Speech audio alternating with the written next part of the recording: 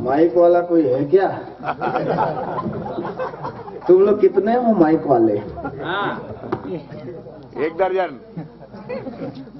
कोई है तो आज सेट कर, पैसा मैं थोड़े लूंगा माइक वाले का।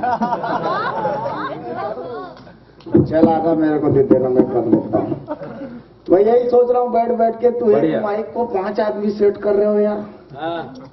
हैं?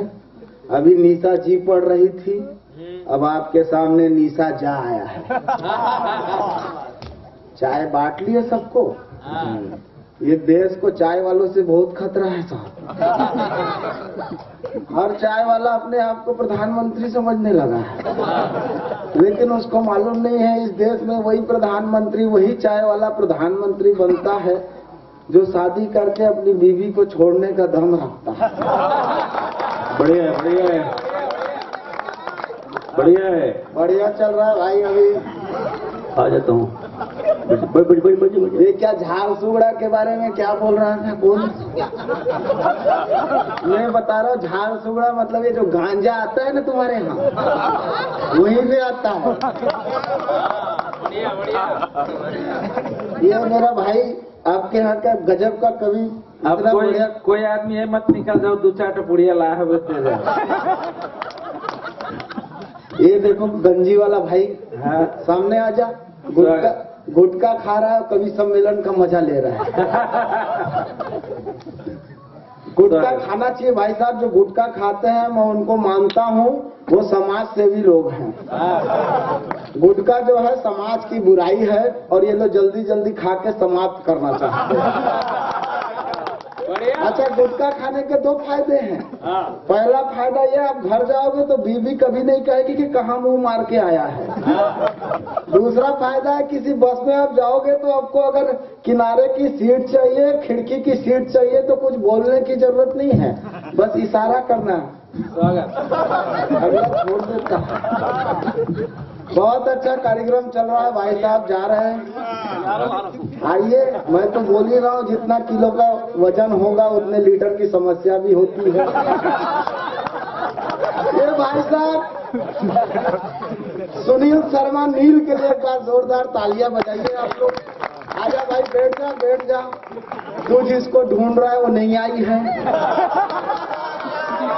जहाँ तेरी ये नजर है मेरी जान मुझे खबर है, और ढूंढ रहा है तू जिसको, तुझसे ज्यादा मुझे उसकी फिक्र।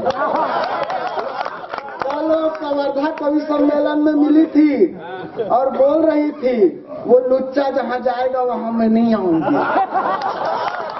लेकिन मैं यही कंफर्म नहीं हो रहा, वो तेरे बारे में बात कर रही थी कि मेरे बारे में बात कर रही।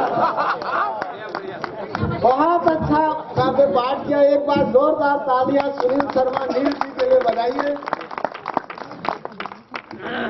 इन्होंने पाकिस्तान की बात की, खींच तू खींच मेरी फोटो।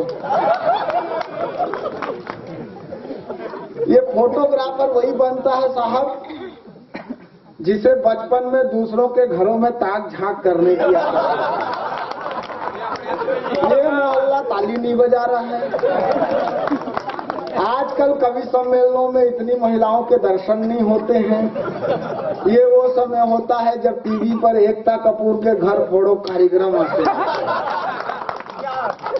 आप लोग ऐसे सुन रहे हैं जैसे कि सत्यनारायण भगवान की कथा चल रही है। अच्छा, मैं एकदम 24 कैरेट शुद्ध विशुद्ध ब्राह्मण। मुझे सत्यनारायण भगवान के कथा का भी नियम मालूम है साहब। मुझे मालूम है कि सत्यनारायण भगवान के कथा का नियम है कि पंडित जी जब तक स्वाहा नहीं कहते, जो जजमान होता है हाथ में रखा फूल और अक्षत नहीं छोड़ता है।